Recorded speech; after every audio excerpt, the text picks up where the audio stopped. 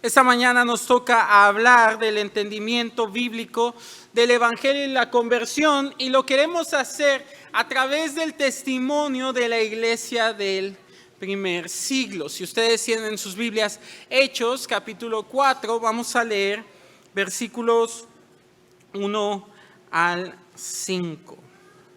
Hechos 4, 1 al 5. Dice así: hablando ellos al pueblo, vinieron sobre ellos los sacerdotes con el jefe de la guardia del templo y los saduceos, resentidos de que enseñasen al pueblo y anunciasen en Jesús la resurrección de entre los muertos. Y les echaron mano y los pusieron en la cárcel hasta el día siguiente, porque era ya tarde. Pero muchos de los que habían oído la palabra creyeron, y el número de los varones era como 5,000. Aconteció al día siguiente que se reunieron en Jerusalén los gobernantes, los ancianos y los escribas. El día anterior a este había comenzado como un día normal. Pedro y Juan habían subido al templo para la oración de las 3 de la tarde y se habían encontrado ahí con un cojo limosnero ahí en la puerta hermosa, que ya tenía tiempo ahí. Este hombre extiende la mano y les pide limosna, y Pedro contesta ahí en capítulo 3, versículo 4, diciendo: míranos. Y yo no sé si al leer eso hace un rato usted se quedó pensando así como que, pues cómo iban. Pero Pedro y Juan le dicen: míranos. Y el limosnero pues se queda fijo mirando, yo no sé si sus bolsillos o qué, esperando a que Pedro y Juan saquen algo para él. Pero le dice versículo 6, no tengo plata ni oro, pero lo que tengo te doy. En el nombre de Jesucristo de Nazaret, levántate y anda. Hermanos, es impresionante lo que ocurre aquí, porque no han pasado muchos días desde aquel Pentecostés donde como 3,000 personas se habían añadido a la iglesia después de la predicación de Pedro. Y ahora tenemos a un hombre que era cojo, caminando, saltando y alabando a Dios. Dígame, ¿qué limosna podría haberse comparado a lo que en ese momento este cojo está experimentando? O bueno, a partir de ahora, el ex cojo. La gente lo reconocía y se decía entre sí: oye, ¿no es este el que nos pedía limosna? Todos estaban asombrados, desconcertados ante tal situación.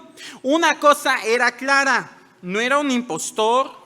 No era de esos que salen en las noticias, que los agarraron con la bolsa de monedas, ahí luego de toda la jornada. No, este hombre en verdad había estado cojo y ahora podía caminar.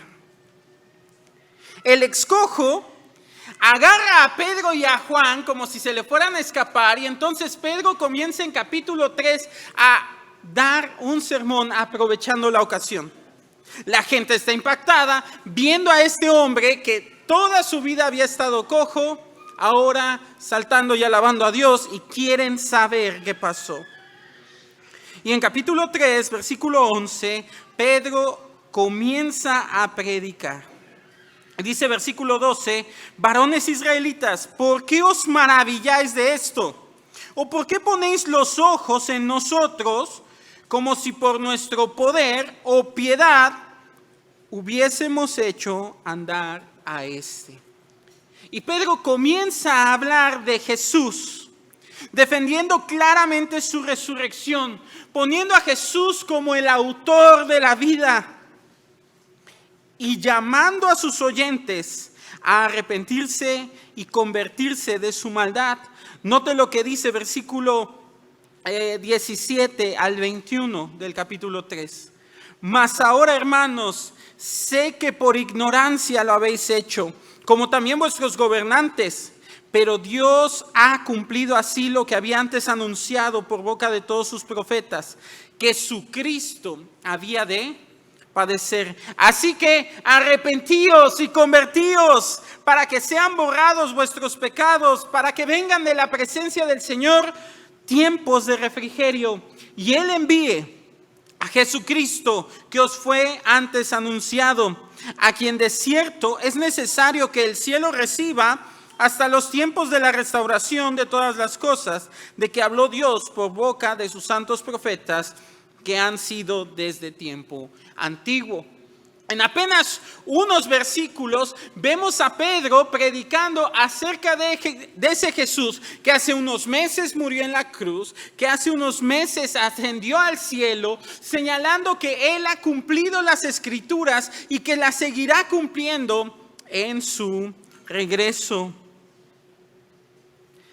Pero es en ese momento en que vienen los sacerdotes junto a la guardia del templo, junto con los saduceos, y meten a la cárcel a Pedro y a Juan. Imagínense todo lo que había sucedido ese día. Un día en que simplemente habían ido a la oración. Nos dice capítulo 4, versículo 4, que solo de los varones habían creído unas 5,000 personas. Para nosotros esto es increíble, esto nos parece un gran ministerio. ¿Qué hubieras pensado tú? Porque ahora Pedro y Juan están en la cárcel y los que lo van a ver en la mañana son aquellos mismos que precisamente hace unos meses condenaron a Jesús a la muerte. ¿Qué estarías pensando tú? ¿Cuáles serían tus esperanzas? Jesús mismo había dicho a sus discípulos en Juan capítulo 15, versículo 18 y 19 lo siguiente: si el mundo os aborrece, sabed que a mí me ha aborrecido antes que a vosotros. Si fuerais del mundo, el mundo amaría lo suyo. Pero porque no sois del mundo, antes yo os elegí del mundo, por eso el mundo os aborrece. Piensa, ¿cómo habría sido esa noche para estos dos discípulos? Pedro y Juan no habían pasado algo así antes. ¿A quién podían molestar siendo pescadores en medio del mar? Pero ellos decidieron seguir a Jesús. Sin embargo, aún durante el ministerio de Jesús parecían intocables. ¿Cuántas veces Jesús y sus discípulos se habían encontrado en ese mismo templo predicando también con esos mismos sacerdotes, esa misma guardia, esos mismos saduceos, rodeándolos y planeando matarlos, pero no les había sucedido nada?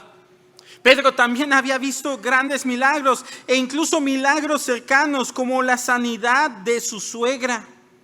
Había visto cómo Jesús aplacaba la tormenta con esa voz poderosa de la cual hablamos este jueves. Incluso cuando los escribas buscaban matar a Jesús, muchas veces no lo lograron. Pero esta vez parece no estar Jesús, ¿no es cierto? Pedro y Juan están en la cárcel, están en dificultades. Ahora, Pedro no es un desconocido para nosotros, ¿no es cierto? Pedro apenas hace un par de meses, la noche antes de la muerte de Jesús, dijo: todos os escandalizaréis de mí, dijo Jesús esta noche, porque escrito está: heriré al pastor y las ovejas serán dispersadas. Es más, Jesús le dijo a Simón esa noche: Simón, Simón, he aquí Satanás os ha pedido para zarandearos como a trigo, pero yo he rogado por ti que tu fe no falte. A donde yo voy no me puedes seguir ahora, mas me seguirás después. Y la última vez las palabras de Pedro fueron: Señor, estoy dispuesto no solo a ir contigo a la cárcel, sino también a la muerte. Pedro le había dicho a Jesús: aunque todos los demás se escandalicen, yo no me escandalizaré de ti. Señor, ¿por qué no te puedo seguir ahora? Este es el Pedro que hemos conocido. Este es el Pedro que ha hablado.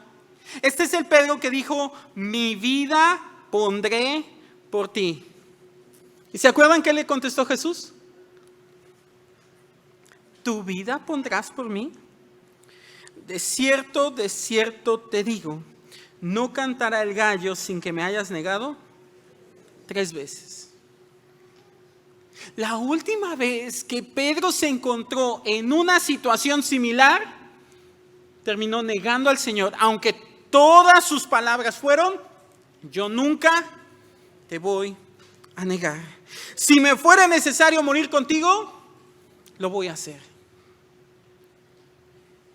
Y quisiera que en nuestra mente pudiera surgir esta pregunta: ¿cuál será la respuesta de Pedro en esta ocasión? ¿Será que se mantendrá firme o negará al Señor? ¿Cómo podrían ser las cosas diferentes? Y entonces volvamos a versículo 5. Porque dice, aconteció al día siguiente que se reunieron en Jerusalén los gobernantes, los ancianos, los escribas y el sumo sacerdote Anás y Caifás y Juan y Alejandro y todos los que eran de la familia de los sumos sacerdotes. Y poniéndoles en medio les preguntaron, ¿con qué potestad o en qué nombre habéis hecho vosotros esto? Noten, hermanos, que aquí es el momento decisivo. Después de esta pregunta es que Pedro va a contestar.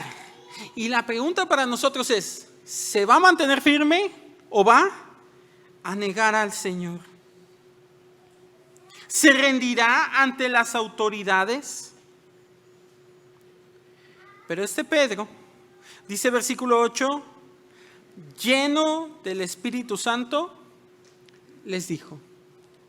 Y es que el evangelista Lucas nos dice, en el contexto de las señales antes del fin, que Jesús mismo les dijo a sus discípulos, pero antes de todas estas cosas os echarán mano y os perseguirán y os entregarán a las sinagogas y a las cárceles y seréis llevados ante reyes y ante gobernadores por causa de mi nombre. Y esto será ocasión para dar testimonio. Pero poned en vuestros corazones no pensar antes cómo habéis de responder en vuestra defensa, porque yo os daré palabra y sabiduría, la cual no podrán resistir ni contradecir todos los que se opongan. Mas seréis entregados aún por vuestros padres y hermanos y parientes y amigos, y matarán a algunos de vosotros, y seréis aborrecidos de todos por causa de mi nombre.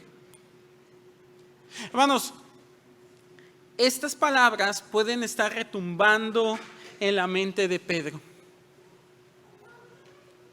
Ellos habían sanado a un hombre cojo y eso había sido completamente evidente. Y básicamente la pregunta que le están haciendo ahorita es, ¿quién te dio permiso para sanarlo? O sea, ¿con qué autoridad?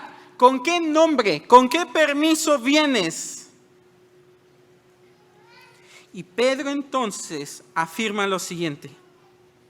Versículo 8 en adelante. Gobernantes del pueblo y ancianos de Israel, puesto que hoy se nos interroga acerca del beneficio hecho a un hombre enfermo, de qué manera éste haya sido sanado, sea notorio a todos vosotros y a todo el pueblo de Israel, que en el nombre de Jesucristo de Nazaret, a quien vosotros crucificasteis y a quien Dios resucitó de los muertos, por él, este hombre está en vuestra presencia sano. Pedro afirma con certeza no solo que este hombre ha sido sanado, sino que este mismo nombre que ha sanado a este hombre es el nombre en el cual todos podemos ser salvos. Versículo 12. Y en ningún otro hay salvación, porque no hay otro nombre bajo el cielo dado a los hombres en que podamos ser salvos. Hermanos, Pedro no está predicando nada distinto al día anterior. Vean conmigo, versículo 3, versículo 13 en adelante. El Dios de Abraham, de Isaac y de Jacob, el Dios de nuestros padres, ha glorificado a su Hijo Jesús, a quien vosotros entregasteis y negasteis delante de Pilato, cuando éste había resuelto ponerle en libertad. Mas vosotros negasteis al santo y al justo, y pedisteis que se os diese un homicida, y matasteis al autor de la vida, a quien Dios ha resucitado de los muertos, de lo cual nosotros somos testigos, y por la fe en su nombre, a este que vosotros veis y conocéis, le ha confirmado su nombre, y la fe que es por él ha dado a esta completa sanidad en presencia de todos vosotros. Noten cómo lo que Pedro está predicando frente a las autoridades que tienen toda la autoridad de matarlo, son las mismas palabras que el día anterior expuso delante de 5,000 hombres. Son los hechos de que Cristo murió por nuestros pecados, conforme a las Escrituras, y que fue sepultado y resucitó al tercer día, conforme a las Escrituras. ¿Qué está predicando Pedro? El Evangelio. Y lo está predicando delante de una multitud que está asombrada y deseosa de escuchar, y lo está predicando delante de aquellos que lo pueden matar. Hermanos, el Evangelio debe de llevarnos a nosotros, a que no nos vean a nosotros. Pedro dijo, ¿por qué nos ven a nosotros como si fuera por nuestra piedad o nuestro poder? No, miren a Cristo. Pongan su mirada en ese Jesús que fue glorificado por Dios, quien murió, y cómo ellos habían participado directamente en esa muerte, pero también cómo Dios le había resucitado, y que es en la fe en su nombre que uno puede ser salvo. Los líderes están escuchando esto mismo. Pedro y Juan saben que este puede ser el último día de sus vidas. ¿Y sabe qué hacen? Predican el nombre de Jesús. Y tú y yo deberíamos de hacer lo mismo como sus discípulos.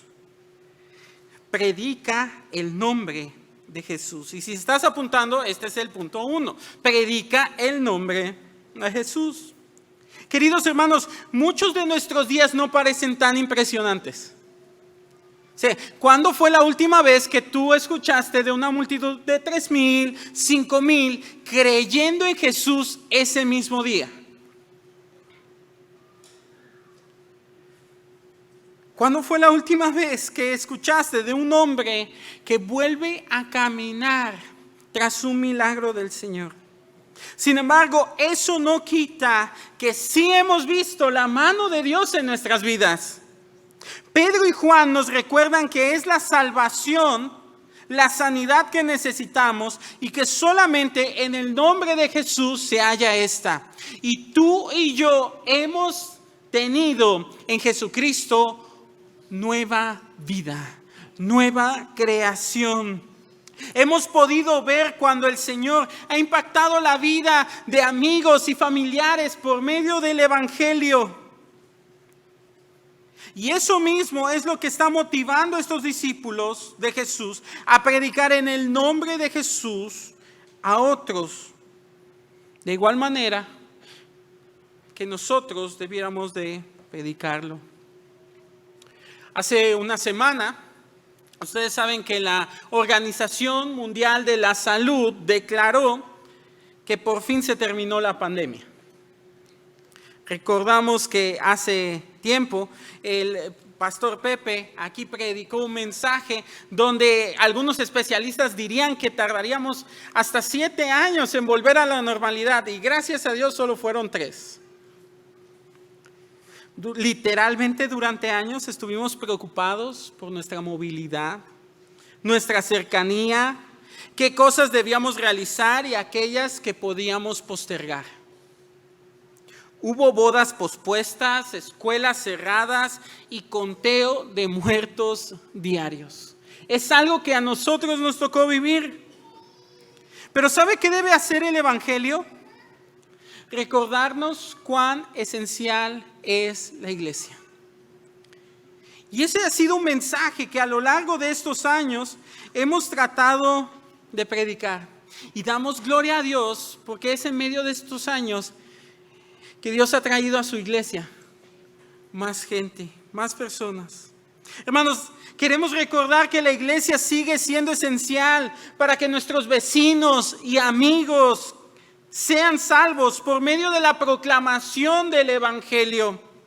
Es el Evangelio lo que nos lleva a entender nuestra necesidad de esta comunidad. Un cuerpo espiritual al que estamos unidos y que nos ayuda en nuestra santificación. Hermanos, ¿no es cierto cuán fácil podíamos olvidar estas verdades cuando escuchábamos que había muchos contagios o cuando tuvimos algún familiar con la posibilidad real de tener complicaciones que lo llevaran a morir? Pero si hay algo que nos sostuvo en esos momentos, algo que aún a aquellos que sí perdieron a algún ser querido, fue la verdad que nos sostuvo y nos sostiene hasta ahora. Y es que hemos sido salvos por el nombre de Jesús. Que aún ese nombre debemos proclamarlo y eso no lo detiene nada ni nadie. Debemos ser un testimonio vivo de confianza en el nombre de Jesús. Una iglesia donde oramos por nuestros hermanos, que intercede en medio de los días buenos y los días malos. Hermanos, todos quisiéramos ver sano al hermano de al lado. Que nuestros problemas y nuestras crisis fueran resueltos. Pero note que esta historia no solo nos habla de un cojo que fue sanado, sino de un par de discípulos que estuvieron a punto de morir. A punto de morir por predicar a Jesús. Estos dos habían entendido bien lo que nosotros predicamos en Romanos 10. Si confesares con tu boca que Jesús es el Señor y creyeres en tu corazón que Dios le levantó de los muertos, serás salvo. ¿Por qué le están predicando esto a los sacerdotes, a los escribas, a los saduceos que los pueden matar? Por si de alguna forma estos también llegaran a creer. Este mismo pasaje en Romanos nos dice que todo el que confía en Él no será condenado, porque todo el que confiesa el nombre del Señor Jesús será salvo. Hermanos, nosotros en el Evangelio hemos depositado nuestra confianza no solo en cuanto a nuestra vida y nuestra alma, sino ponemos la confianza de que aquel que escuche el Evangelio y responde en arrepentimiento y fe, podrá venir a Jesús, quien perdona todos sus pecados. Pedro y Juan no se encuentran en el Coliseo. Pedro y Juan no se encuentran en medio de una persecución turbulenta. Ellos llegaron a esta situación simplemente porque habían ido a orar. ¿No es cierto que podríamos llegar a situaciones así simplemente por hacer lo que un cristiano debiera hacer?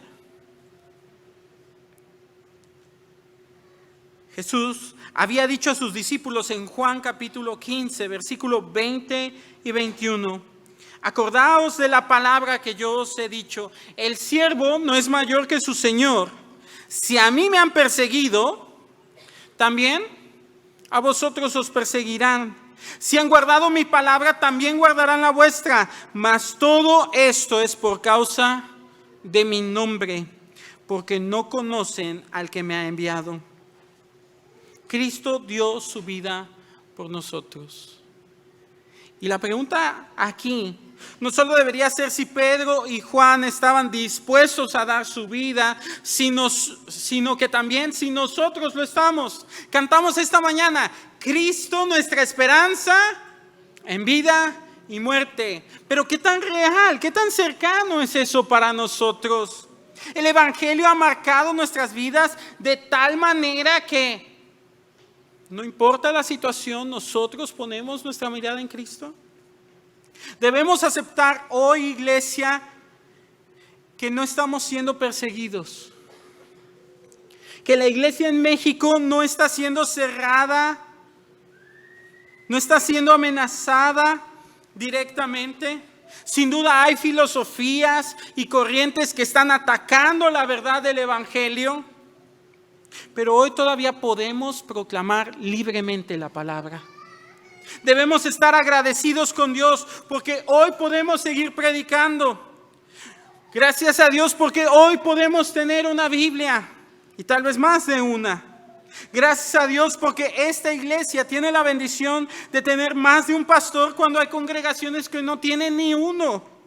Debemos dar gracias a Dios porque tenemos un lugar donde reunirnos. Hermanos, debemos de dar gracias a Dios y estas cosas nos deben motivar a predicar el Evangelio, a dar testimonio de que realmente hemos venido a salvación. Eso es lo que debe de hacernos preguntarnos cuánto buscamos reunirnos y compartir con la iglesia de la comunión. Si hay algo que nos retó a los matrimonios la semana pasada fue el punto de la amistad, ¿se acuerdan? Y no era algo que solo atañe al matrimonio, sino cómo nuestras relaciones con otros hermanos deben de crecer. Y ha sido un bonito tiempo, pero ¿cuánto lo buscamos? O al contrario, ¿cuán fácil se nos hace faltar? ¿Qué tanto deseamos leer la Biblia?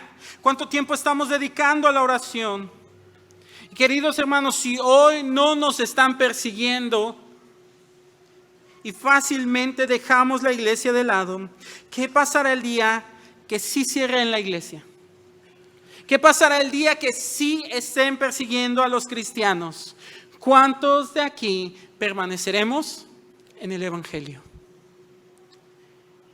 Y quisiéramos que esas palabras no fueran vanas como las de Pedro delante de Jesús. No, yo estoy dispuesto aún a morir por ti.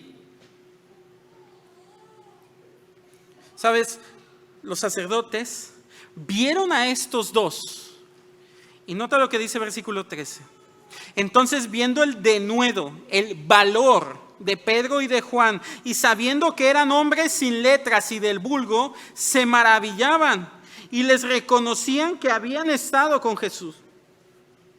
Y viendo al hombre que había sido sanado, que estaba en pie con ellos, no podían decir nada en contra. Entonces les ordenaron que saliesen del concilio y conferenciaron entre sí diciendo: ¿qué haremos con estos hombres? Porque de cierto señal manifiesta ha sido hecha por ellos, notoria a todos los que moran en Jerusalén, y no lo podemos negar.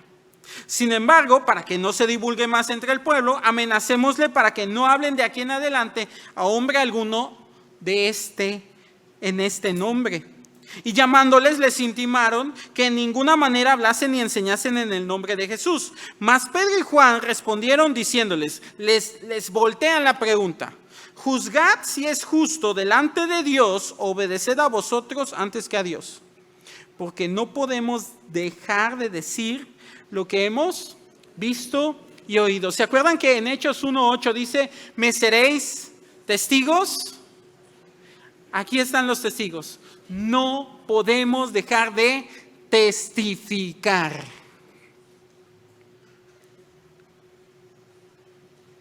Estos sacerdotes están viendo a estos hombres que son sin letras, es decir, no tienen ninguna educación profesional, no son maestros de la ley, son indoctos. Eso significa que eran laicos sin ninguna calificación académica. Pero vean cómo estos hombres están viendo a Pedro y a Juan y dicen: estos han estado con Jesús. Estos han estado con Jesús. Y noten cómo se sorprenden de su denuedo, de su valor. Ellos estaban predicando en el nombre de Jesús con valor.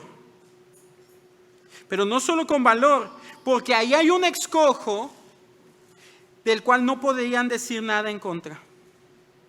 Algo era evidente: ellos habían estado con Jesús, ellos eran sus discípulos y no pueden negar esta señal.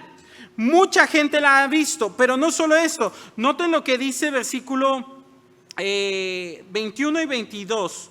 Ellos entonces les amenazaron y les soltaron, no hallando ningún modo de castigarles por causa del pueblo, porque todos glorificaban a Dios por lo que se había hecho, ya que el hombre en quien se había hecho este milagro de sanidad tenía más de 40 años. Y entonces es un milagro evidente, pero es tan evidente porque también ese hombre había estado ahí mucho tiempo.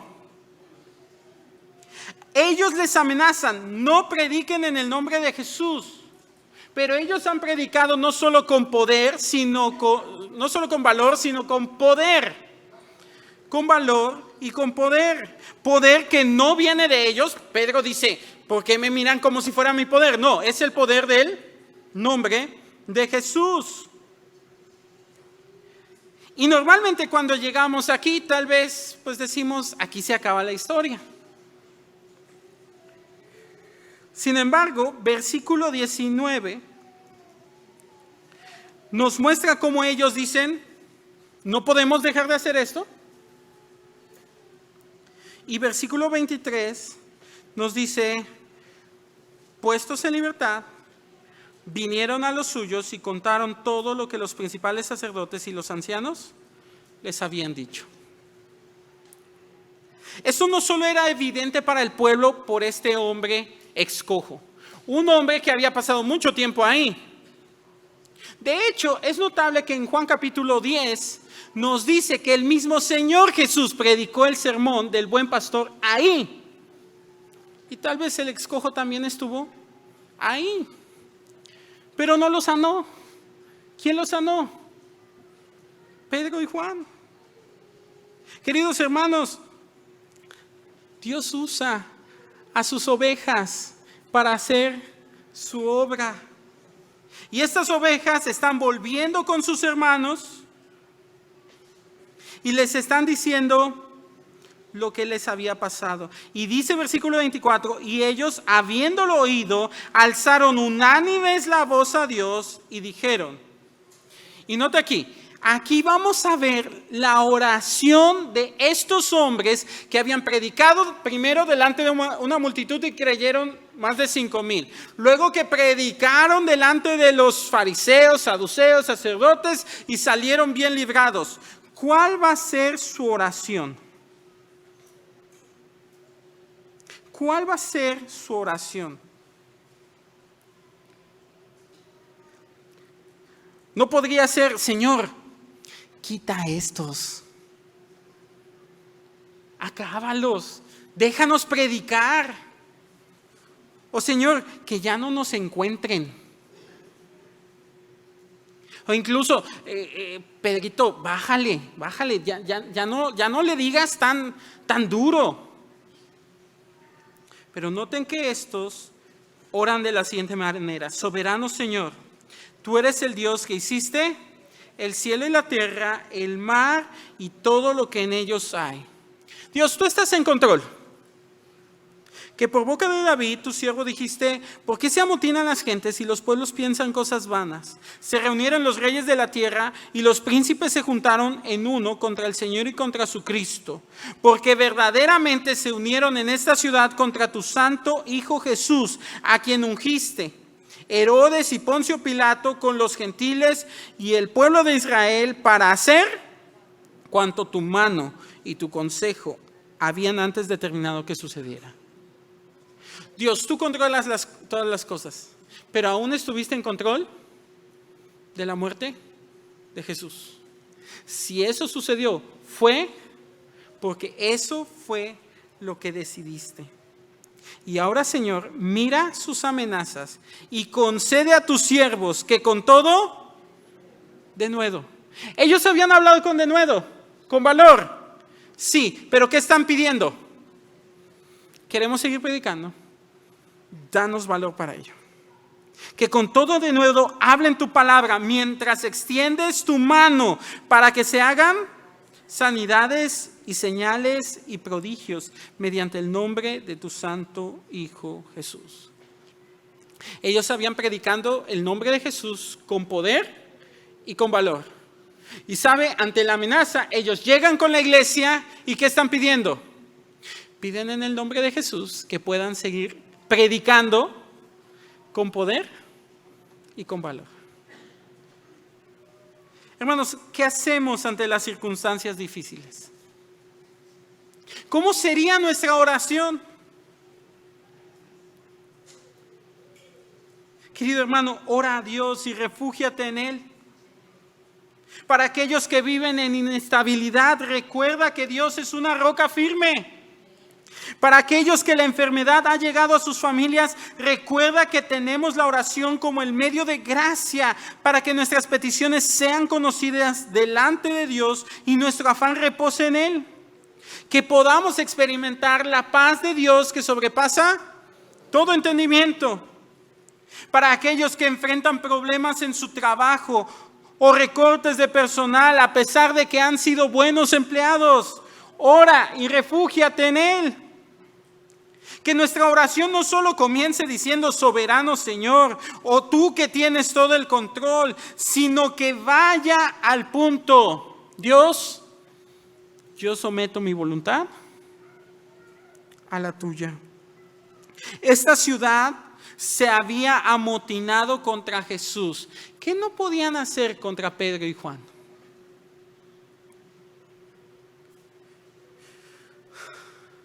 Pero ellos piden poder, ellos piden valor para seguir predicando el Evangelio.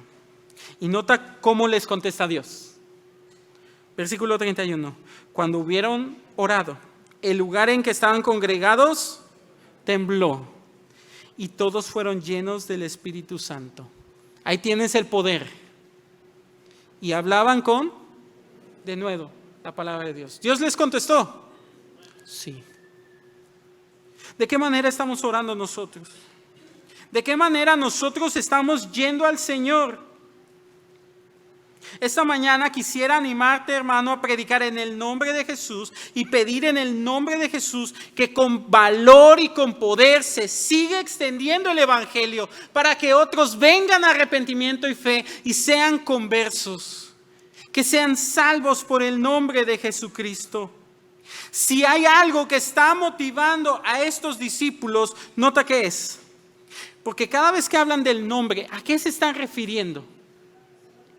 Vean versículo 30. Mediante el nombre de tu santo Hijo Jesús. Versículo 27. Contra tu santo Hijo Jesús. Capítulo 3. Volvamos antes. Y dice versículo 26, a vosotros primeramente Dios, habiendo levantado a su Hijo, lo envió para que os bendijese a fin de que cada uno se convierta de su maldad. Y capítulo 3, versículo 13, desde el principio, el Dios de Abraham, de Isaac, de Jacob, el Dios de nuestros padres ha glorificado a su Hijo, Jesús. ¿En el nombre de quién sanó a este cojo? En el nombre de Jesús. Hermanos, si hay algo que está motivando a estos discípulos y que incluso incluyen en su oración, porque ellos están citando Salmo 2, es el Santo Hijo Jesús. La razón que motiva a estos discípulos es que Jesús es el Hijo de Dios. El mensaje que están predicando de este hombre que murió hace unos meses y que los discípulos dicen que resucitó, no es porque es cualquier hombre, es porque es el Hijo de Dios. Y porque Jesús es el Hijo de Dios, tú debes proclamar el nombre de Jesús. Proclamando su nombre mediante la predicación y mediante la petición, predicando y pidiendo en su nombre. Hermanos, estos discípulos estuvieron dispuestos a morir por proclamar el nombre de Jesús. Nosotros, ¿a qué estamos dispuestos? Esta mañana quisiera animarte a que permitas que Dios te use, que su palabra corra con poder y valor cada vez que hablas en tu sitio de trabajo. Deja que otros conozcan a Jesús cuando les muestras cómo reaccionas ante las dificultades que atraviesas. Sé de testimonio del Hijo de Dios a tu vecino que está aterrado cuando escucha que hay otra balacera en la ciudad.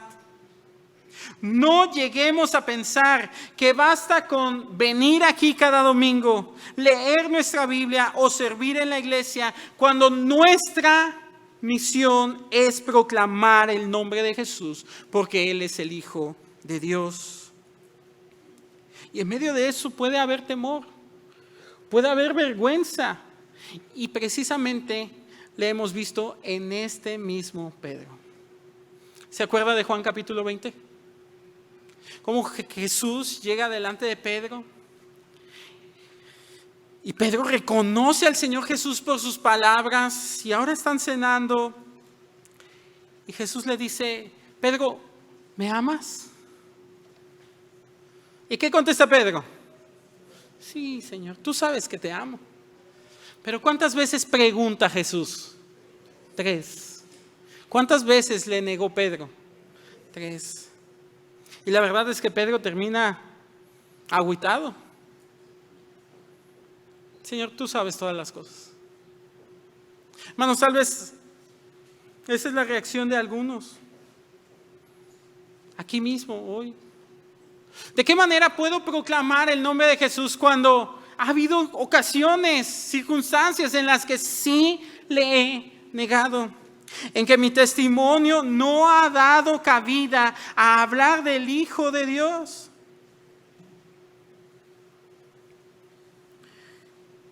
Pero eso es precisamente lo que está predicando Pedro. Arrepentíos y convertíos. Dios trabajando en nuestro corazón. De nada sirve, hermanos, que nosotros podamos llamarnos cristianos y al final vivir sin Cristo. Nosotros no venimos a esta iglesia a buscar que más gente se añada simplemente porque quieren profesar una religión, sino porque quieren proclamar que Jesús es el Hijo de Dios y que entonces eso domina su vida. El evangelio va ligado a la conversión y se ve en una proclamación donde aun cuando nos equivocamos, aun con nuestros errores, nuestras fallas, nuestros pecados, seguimos adelante predicando este evangelio que nos está cambiando. Este mensaje que nos llama al arrepentimiento de nuestros pecados y a la conversión. Y querido amigo, si hoy nos acompañas y tú no conoces a Jesucristo, déjame decirte que el Hijo de Dios ha venido para salvar tu alma. Pero eso no significa simplemente sanidad para el cojo. Eso no significa simplemente prosperidad y bienestar para nuestras vidas, sino representa que Jesús viene a ser el Señor de tu vida. Y que puede que eso sí traiga tribulación y angustia y dificultad. Pero estamos delante del Señor del universo. Hoy es día de salvación para aquel que se arrepienta de sus pecados y se convierta de su camino para ir a Jesús, el Santo Hijo de Dios. Es por eso tan importante meditar hoy que el verdadero evangelio exige verdadera conversión. Una que predica el evangelio a pesar de las amenazas. Porque es claro que en momentos de temor podemos llegar a negar al Señor. Pero aún Jesús viene y nos acepta y nos lleva otra vez. Porque ¿cómo termina ese pasaje en Juan 20? Pedro, ¿me amas? Apacienta mis ovejas. Apacienta mis corderos. Hermanos, ninguno de los que está aquí hoy no tiene ningún pecado. Ninguno de los que está aquí hoy es libre de falta y de culpa. Pero cuánto más hoy nos tenemos que levantar como iglesia para predicar el evangelio. Si tú estás pensando cómo compartirle a tu vecino, si te has estado peleando con él por la basura en tu banqueta, Si tú estás pensando, ¿cómo le voy a decir a mis compañeros de trabajo acerca de Jesús si soy el que habla mal del jefe y los demás lo saben? Si tú estás pensando, ¿cómo voy a hablar de Jesús si saben que soy chismosa? Si tú estás pensando, ¿cómo voy a hablar de Jesús si yo soy el que me porto mal en la escuela? Quisiera recordarte que el Evangelio no pone su centro ni su mirada en nosotros. Hoy te quiero recordar que pongas tu mirada en Jesús,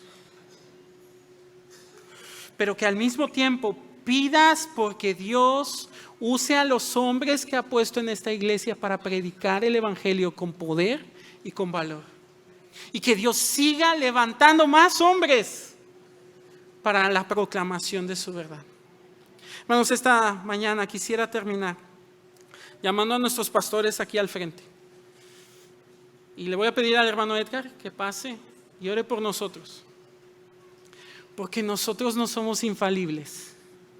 Nosotros tenemos temores, a veces también tenemos vergüenza, tal como Pedro, pero queremos rogar al Señor que Dios nos use cada vez que proclamamos su verdad a predicarla con poder y con valor. Hermano Edgar, pasa. Pastor Pepe, Pastor Luis, pasen.